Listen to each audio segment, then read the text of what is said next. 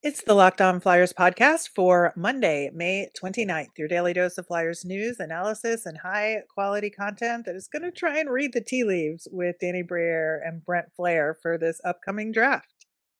For me, it's like Braille, but okay. All right. Well, we'll get into that plus a Men's Worlds update and have our Nemesis of the week. You're Locked On Flyers, your daily podcast on the Philadelphia Flyers. Part of the Locked On Podcast Network, your team every day.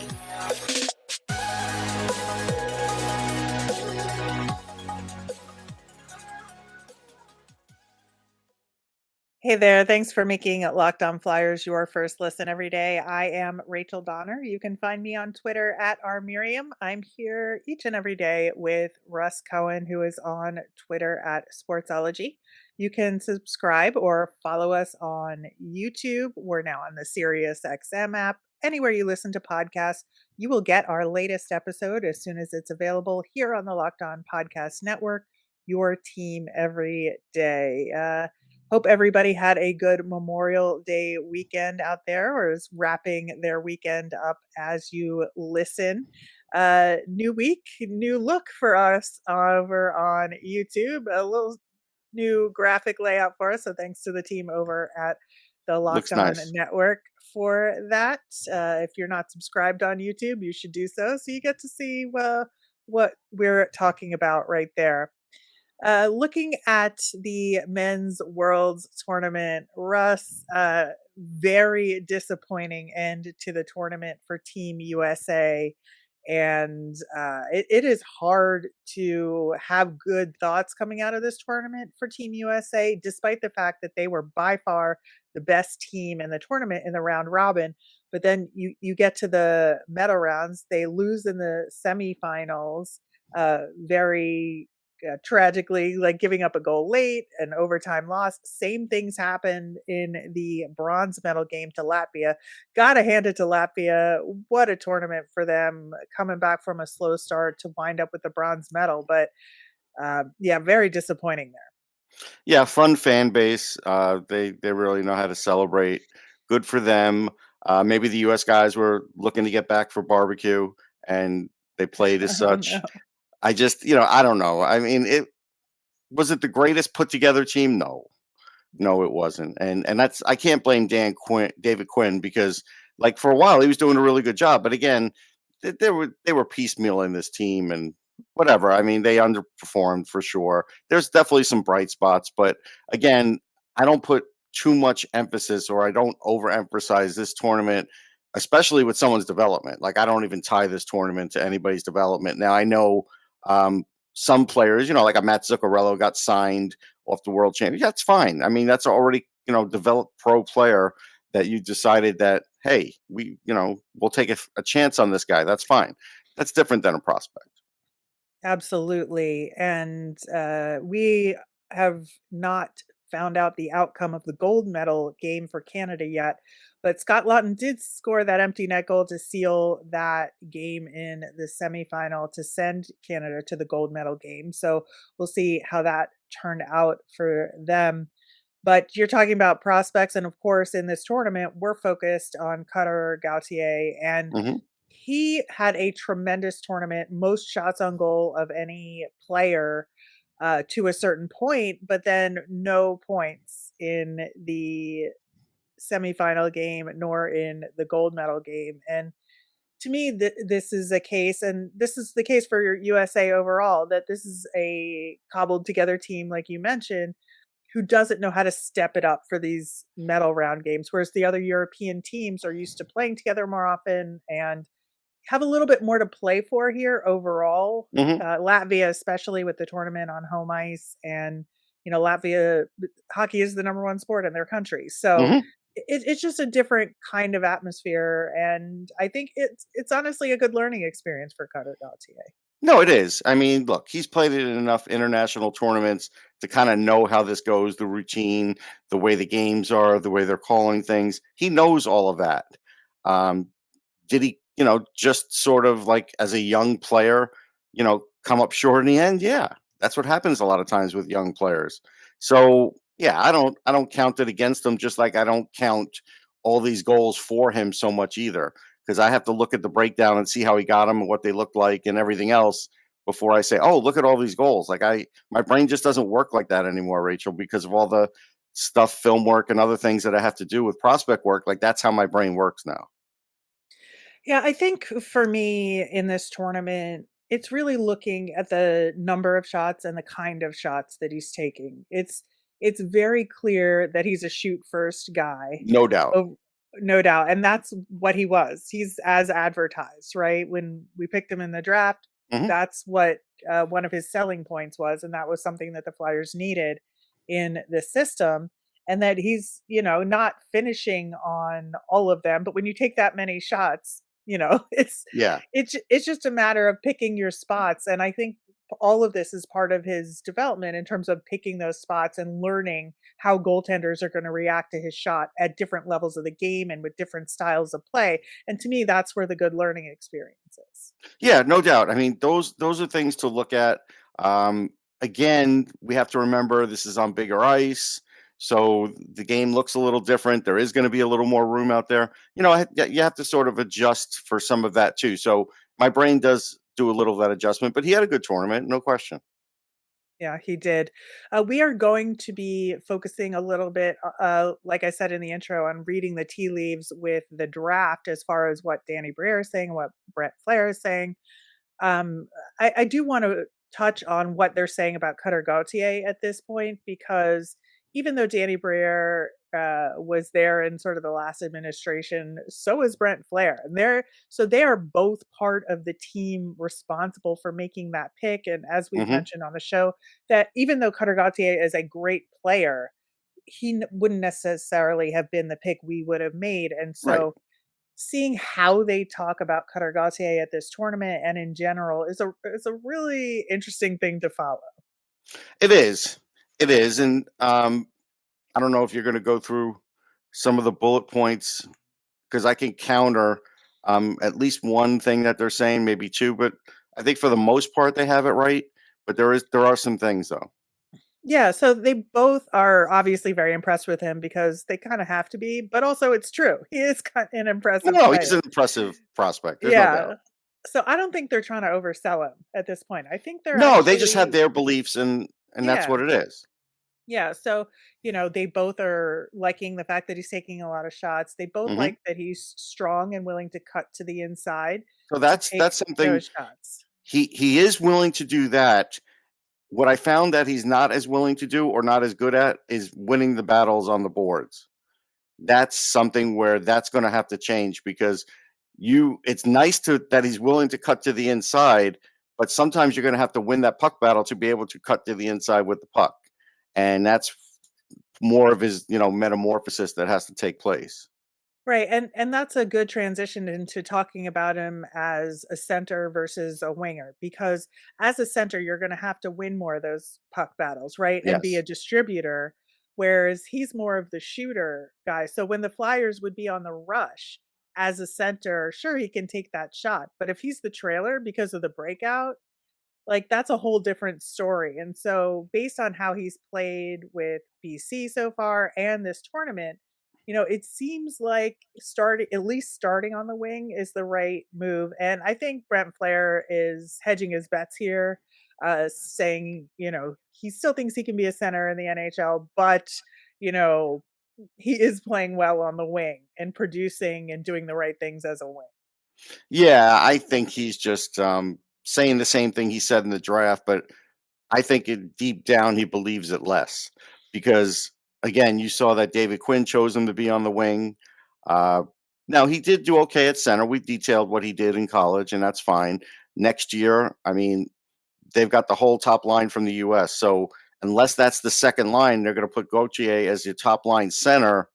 Um, okay, but we'll see. I don't think they're going to break up that line. So now, if they are going to use that line as a second line, maybe Gauthier could still play top line center. That's possible.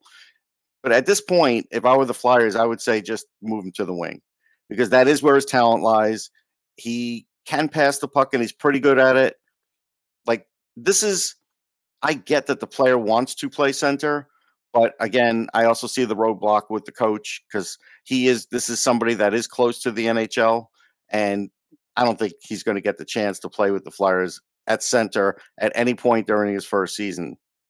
I just don't think so, unless there were injuries or something.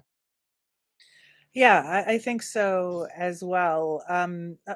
Unless he takes the Noah Cates path, right? Mhm.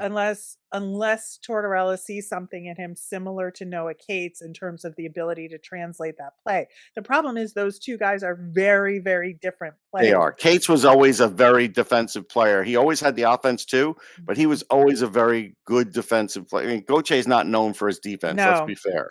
he's not. And that's the thing is like I don't see that consistency on the defensive side of things with Gautier to make that choice yet, but we will There's still time. see. We'll see. There is. All right. Well, we're going to dig more into the minds of Brent Flahr and Danny Briere for the draft coming up next. For a championship team that's all about making sure every player is a perfect fit, it's the same when it comes to your vehicle. Every part needs to fit just right. So the next time you need parts and accessories, head to eBay Motors. With eBay Guaranteed Fit, you can be sure every part you need fits right the first time around. Just add your ride to My Garage and look for the green check to know the part will fit, or your money back. Because it's just like in sports, confidence is the name of the game when you shop on eBay Motors. And with over 122 million parts to choose from, you'll be back in the game in no time. After all, it's easy to bring home a win when the right parts are guaranteed. Get the right parts, the right fit, and the right prices on ebaymotors.com.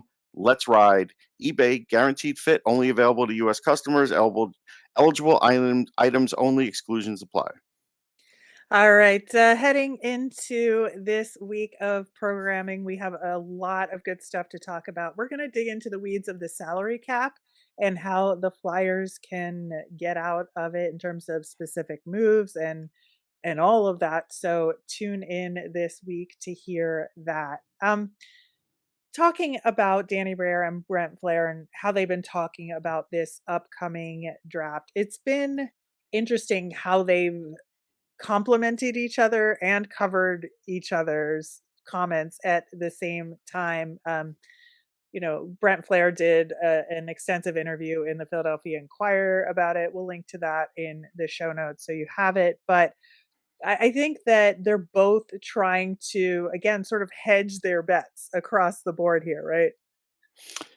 In a way, I mean, but at this point, if it were me, I would look for the same message. You want the same messaging. They're not giving the same messaging, Rachel. They're not. Brent is giving that same old Flyers messaging that we heard in the last administration that Brent is a part of, by the way. And that's the same messaging we're hearing now. And honestly, the triumvirate is happy with this messaging, the older guys, because they're not out of the picture. They're clearly Yeah. not out of the picture. And they clearly have some influence in the sense that, hey, they would all sign off on this type of player, except you can't go into the draft drafting every round like you're drafting the kind of player that Brent wants. Yeah, I mean, they're both very clear that it's best available for the first round pick for this draft in particular, that they would not pick position based at all. But now the question then becomes moving on from that point, who is the best player, right? Correct.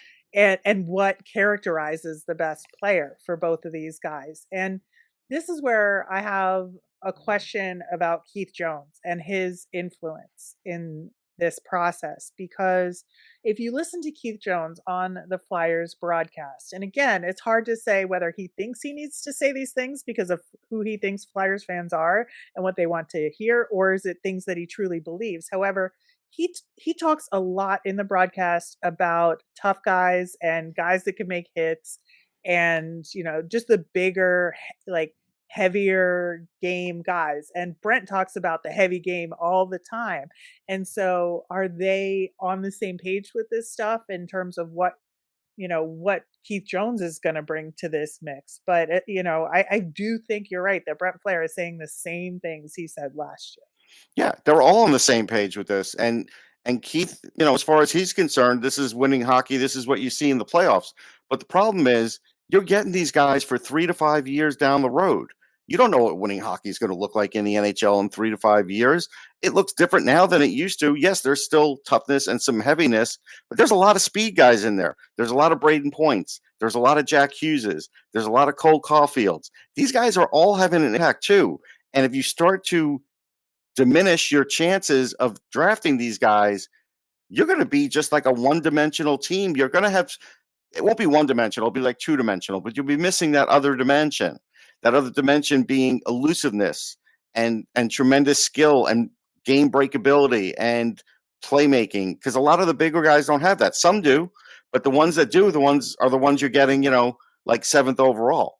So my problem is when you're looking in the 3rd round, Brent says he doesn't believe it's a good goalie draft. So Rachel, cross off that goalie pick for the 3rd round. They're not doing it. Yeah, I could tell you that. Another issue.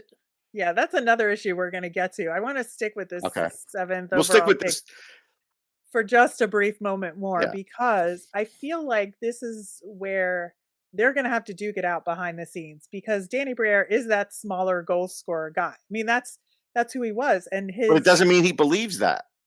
Well, but right. And so I feel like he really needs to be the one to think about that a little bit more. And because Brent Flahr does talking about, you don't want to miss up on elite skill and hockey sense by passing up on a smaller guy. Yeah, he said that late in the article. Yes. Well, but that's how the article was put together. I'm not going to infer anything about how much I will. I'll infer it. All right. The first quote you heard is definitely how he feels. There is no question.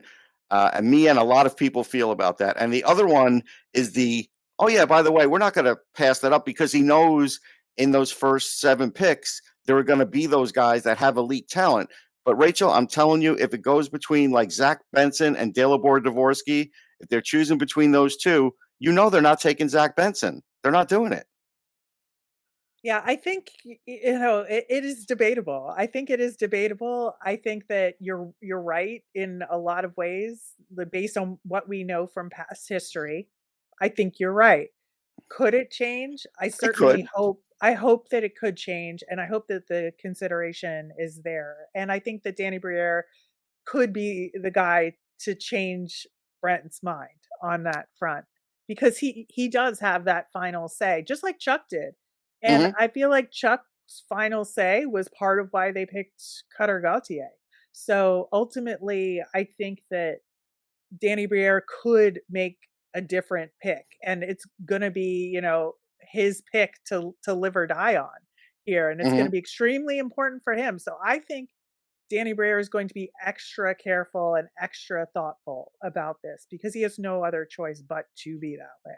And the other alarm bell that went off in that Inquirer article was, why in the world would you boast that almost everybody from your last draft was 6 foot or 6'2" or more? That does not make it a successful draft. I have to point that out to everybody. That is a byproduct of a draft. And then if you're telling me late in the, on your board that these players just so happen to be bigger, stop. Just stop, because more smaller players get passed over than bigger players in every round all the time. So I don't buy that for a minute. I know. Sounds like that to me. You're like, well, everybody we picked is in Aquarius. I mean, Right. okay. Right. But I do want to touch on Michkov, because Danny talked about him specifically recently and says that he doesn't think he's going to be there at the 7 pick, but will absolutely consider him, especially because of the timeline about when he could come over to the NHL relative to the rebuild. And we've talked about that. And it's actually pretty good timing wise. No, it is. I 50-50 believe him on that. And I'll tell you why. I haven't heard one GM say that they won't take him, but we know that there's a bunch of GMs that won't take him, in Michkov, that is. So they just don't want to say it out loud. So they didn't say they would take Michkov. They said they would consider it. Now, I'm going to tell you this, Rachel, and I'm going to tell you this just flat out. If he is there at 7, there is nothing to consider. He is the best player by far at 7 that you could ever get. He would be better than some first overall picks in certain drafts. So why would I need to consider it? If I was Danny, I'd be like, if he's there at 7, we will take him. But he didn't say that. I would have said that.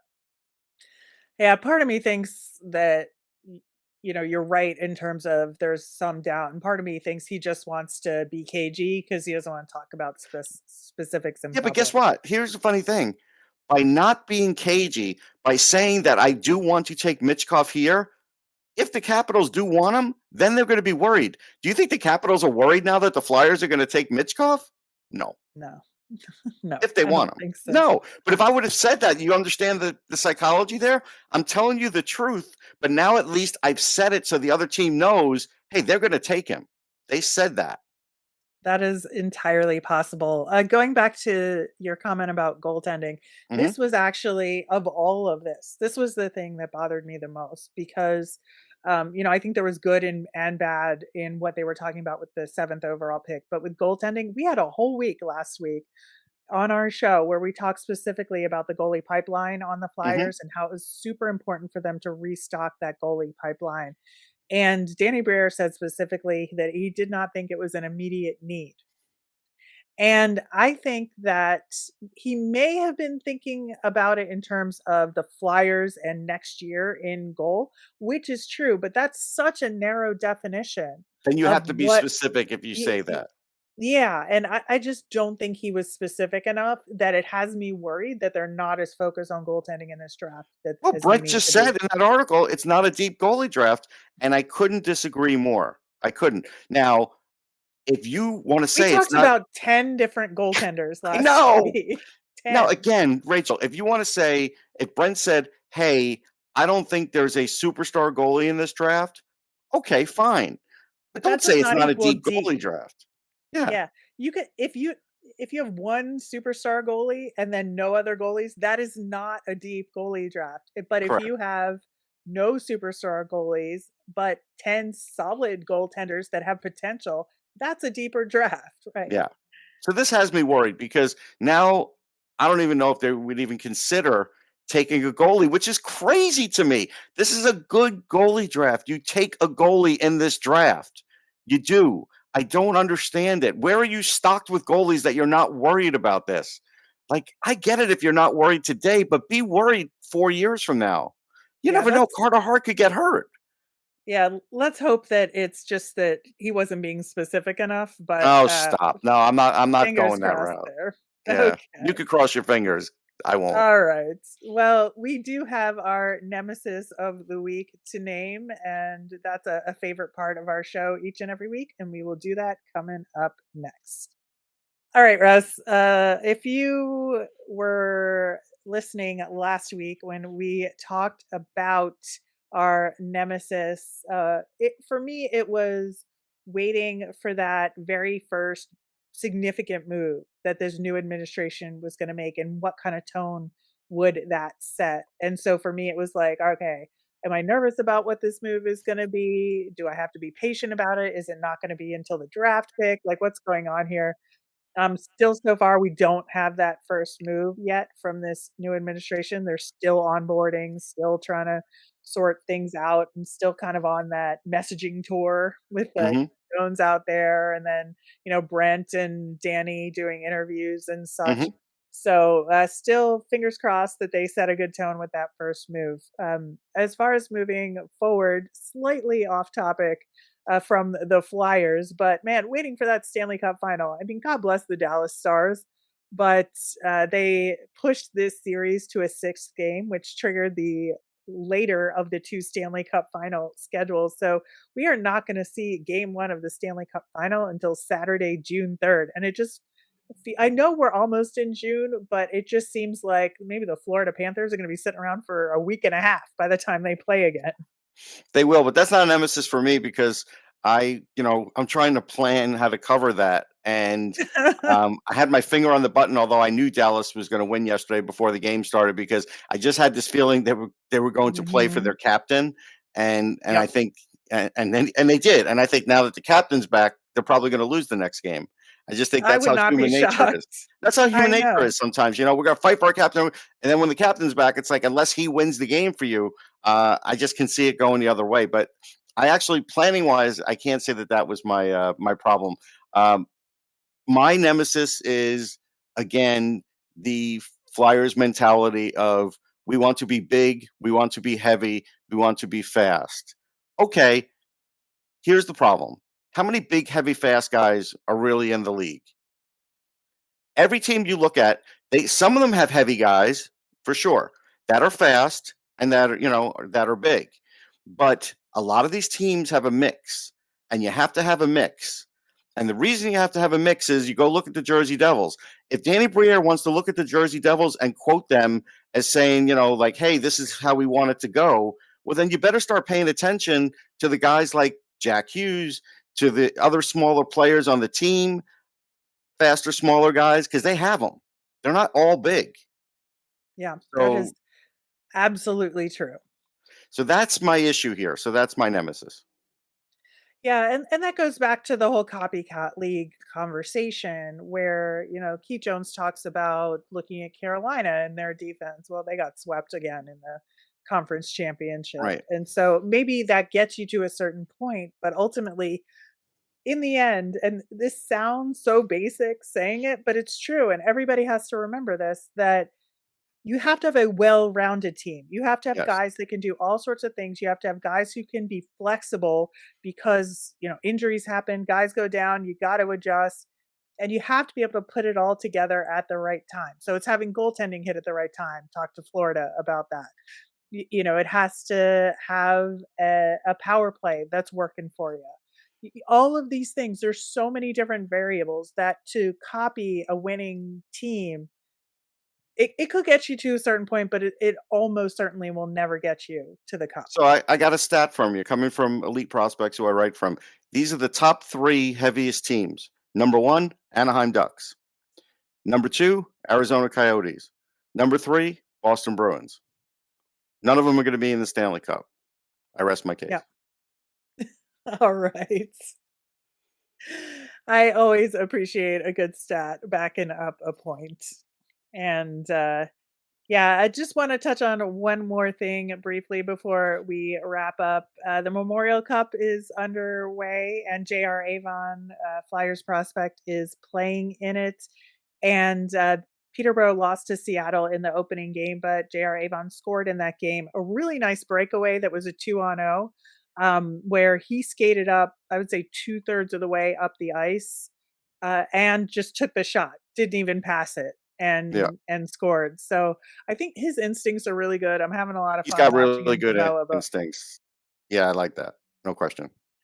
Yeah, so continuing to watch him in the Memorial Cup, and honestly can't wait to see him at camp. It's going to be he's going to throw a wrench into things, I think. I agree. Like in a good way. Yes. In a good way. All right, that will do it for today's show. Coming up on tomorrow's show, we're going to get back into some draft coverage and talk about some draft eligible prospects for that 7th overall pick. We're going to talk about Zach Benson, and we'll get to a 3rd round pick option as well. As a reminder, we always want to hear from you. So send in your mailbag questions via Twitter at Locked On Flyers, or you can email us at lockedonflyers@gmail.com. Or you can comment over on YouTube. I am Rachel. I'm on Twitter at rmiriam. That's RMIRIAM. I'm Russ. I'm at Sportsology, SPORTSOLOGY. Have a great day, everyone.